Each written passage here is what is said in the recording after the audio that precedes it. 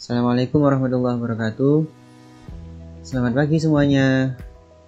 Semoga kalian di rumah selalu dalam keadaan sehat dan selalu dalam perlindungan Allah Subhanahu wa taala. Amin ya rabbal alamin. Baik, pada kesempatan kali ini kita akan belajar kembali di materi yang sama, yaitu tentang persamaan linear satu variabel.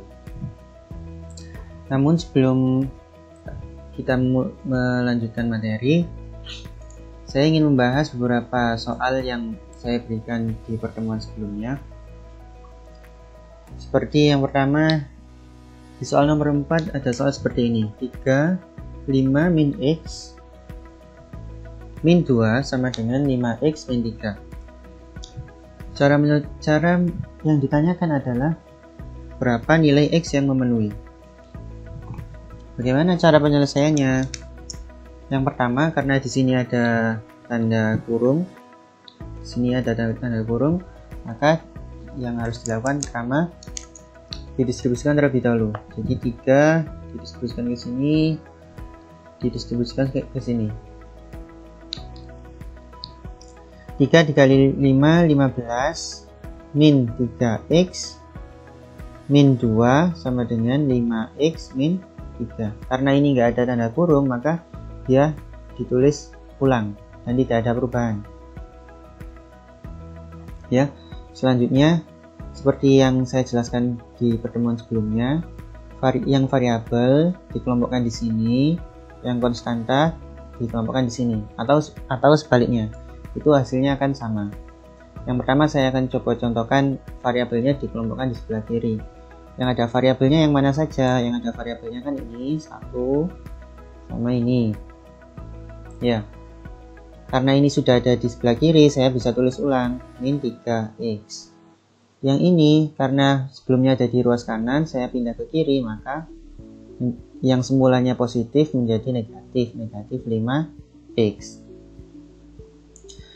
Selanjutnya yang sebelah sini diisi dengan konstanta atau yang tidak memiliki variabel, ada 15, min 2, dan 3.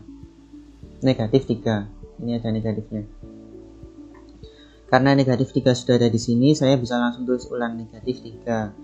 Yang di sini saya pindah ke sini, yang semula positif, di sini jadi negatif 15. Yang semula di sini negatif, saya pindah jadi positif 2 atau plus 2. Selanjutnya dioperasikan seperti penyederhanaan bentuk aljabar di pertemuan sebelumnya. Negatif 3X, negatif 5X, X-nya langsung saya tulis dulu. Selanjutnya, min 3 sama min 5 berapa? 3 tambah 5, 8. Karena dia sama-sama negatif 8. Kemudian sama seperti operasi bilangan bulat sebelumnya. Min 3, min 15, min 18. Min 18 ya ini. Ini min 18. Ditambah 2 berapa? Min 16. Selanjutnya karena sudah muncul hasilnya satu suku, maka step selanjutnya yaitu memindahkan koefisien yang ada di sini. Koefisien yang miliknya X ini harus dipindah ke sini. Cara mindahnya bagaimana?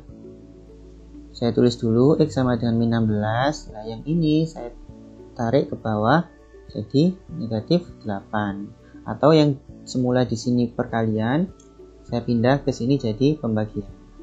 Min 16 dibagi min 8, 16 bagi 8 kan 2. Saya coret 2. Negatif dengan negatif hasilnya positif 2. Atau saya bisa tulis X sama dengan 2. Jadi X yang memenuhi persamaan 3, 5 min X min 2 sama dengan 5X min 3, yaitu X sama dengan 2. Gitu ya. Selanjutnya saya coba lagi yang soal kemarin, yaitu di soal nomor 5.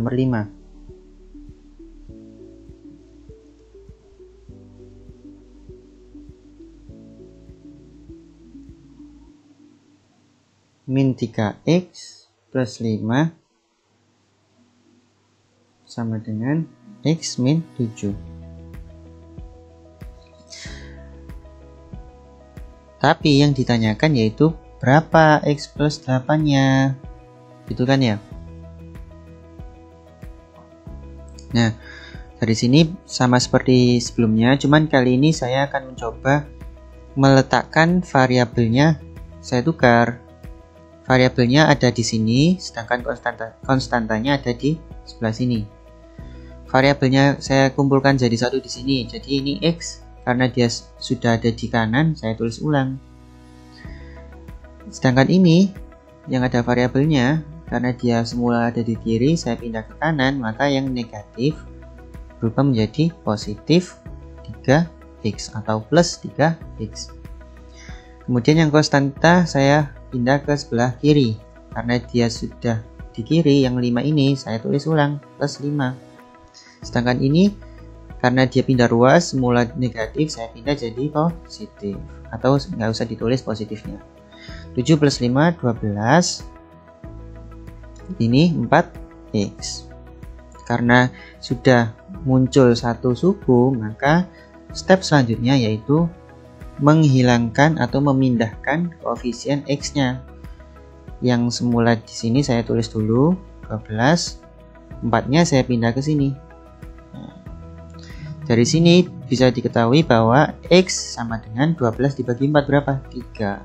Jadi x yang memenuhi dari persamaan min 3x plus 5 sama dengan x min 7, yaitu x sama dengan 3. Seperti itu ya. Nah, pada latihan minggu lalu ada beberapa teman-teman dari kalian yang mengerjakannya seperti ini. Jadi sebelah kirinya ditambahi sama dengan seperti ini. Itu tidak boleh ya. Jadi tanda sama dengan 2 kali seperti ini tidak boleh. Ini nggak boleh. Jadi untuk mengerjakan latihan hari ini atau di pertemuan selanjutnya, jangan ada sama dengan di sebelah kiri di sini ya. Kalau misalkan sudah ada di tengah, ya cukup di tengah saja sudah cukup. Kenapa? Karena nanti akan memiliki arti yang berbeda. Seperti kalau misalkan ini ada sama dengannya, berarti 15 min 3x min 2 itu sama dengan min 3x min 5x. Padahal kan enggak. Padahal ini itu sama dengan ini, tapi yang min 2 sama 15 nya dipindah ke sebelah kanan. Jadi hal semacam ini, tanda sama dengan yang ada di sebelah kiri dan ada di tengah. Yang sebelah kirinya nggak usah ya, harus dihapus ya. Cukup satu saja, yaitu yang di tengah. Atau kemarin ada yang menulisnya seperti ini, disamadengankan semua di sini. Nah itu juga tidak boleh. Itu artinya nanti memiliki arti yang berbeda. Seperti itu ya. Baik, lanjut ke pembahasan pada hari ini. Pembahasan pada hari ini itu mengenai apa sih contoh-contoh soal penerapan penyelesaian sistem linear ini, sistem linear satu variabel ini di kehidupan sehari-hari. Jadi kita akan belajar bagaimana contoh kasus di kehidupan sehari-hari yang melibatkan sistem linear satu variabel dan bagaimana cara mengerjakannya. Nah, bisa disimak di soal di halaman 90. Kita bahas yang nomor 13, soalnya seperti ini.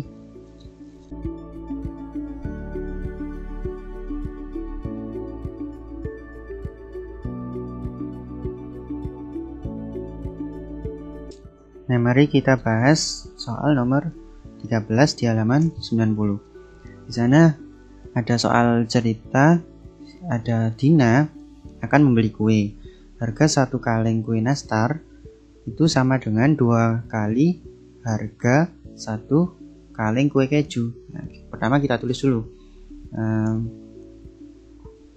nastar, atau misalkan saya ganti variabelnya dengan n.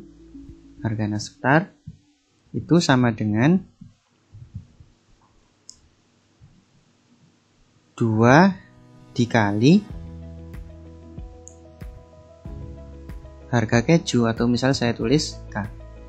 Jadi harga nastar itu sama dengan 2 kali, ini kali ya, ini K, 2 kali harga yang kaleng keju, kue keju. Kemudian harga 3 kaleng kue nastar dan 2 kaleng keju adalah 480.000. Jadi ditulis lagi bahwa 3 kali nastar atau 3N ini boleh saya tulis disederhanakan jadi 2K. Gini boleh ya, 2 dikali K itu boleh ditulis dengan 2K. Nah di pernyataan selanjutnya, harga 3 kaleng kue nastar dan 2 kaleng keju sama dengan 480.000.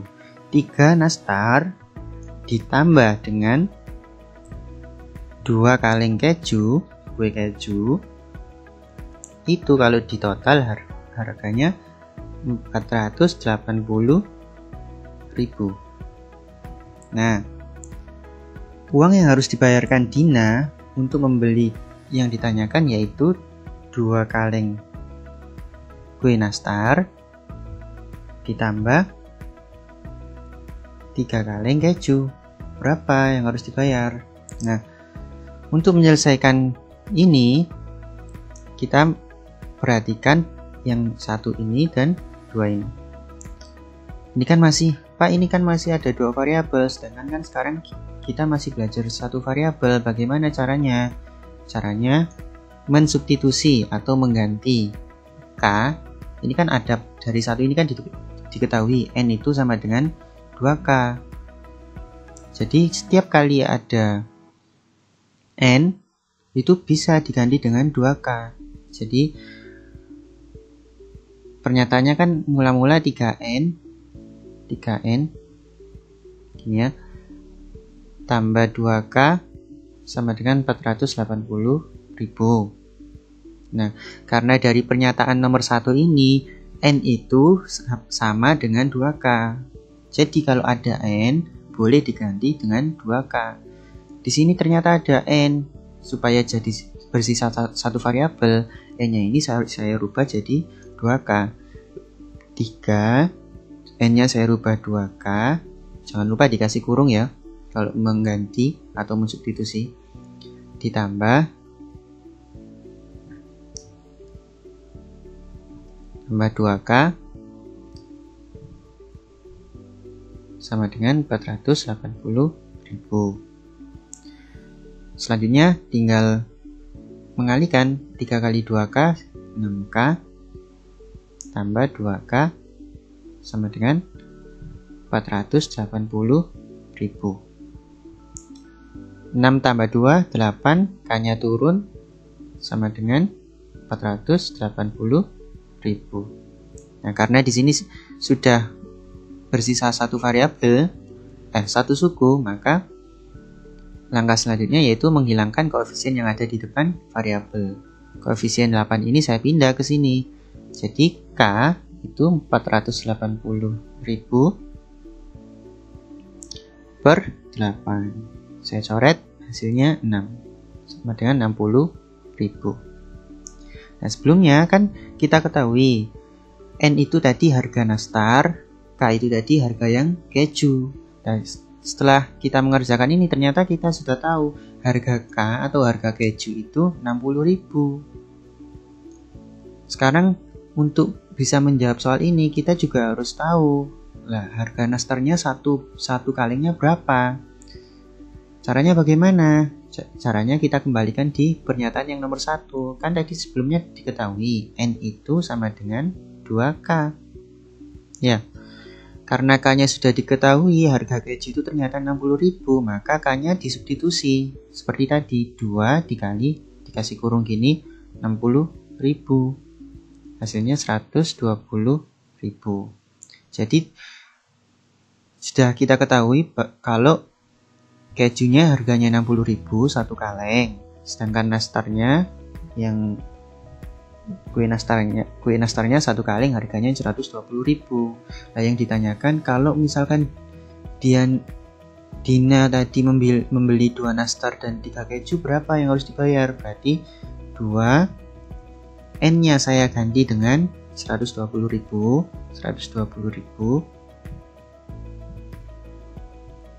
ditambah 3 K-nya saya ganti dengan harga keju 60.000 sama dengan berapa? 2 kali 120.000 240.000 ditambah 3 kali 60.000 180.000. Hasilnya 420.000, atau di buku jawabannya B. Seperti itu ya. Jadi cara untuk menyelesaikan kalau ada dua variabel seperti ini, caranya disubstitusi. Kalau di sini diketahui n sama dengan 2k, maka n-nya tadi diganti dengan 2k. Akhirnya ketemu hanya menyisakan satu variabel. Setelah ketemu satu variabel, maka diselesaikan seperti biasanya. Gitu ya. Nah, selanjutnya kita bahas soal yang lain, yaitu di soal nomor 15. Bunyi soalnya, atau bisa disimak soalnya seperti ini.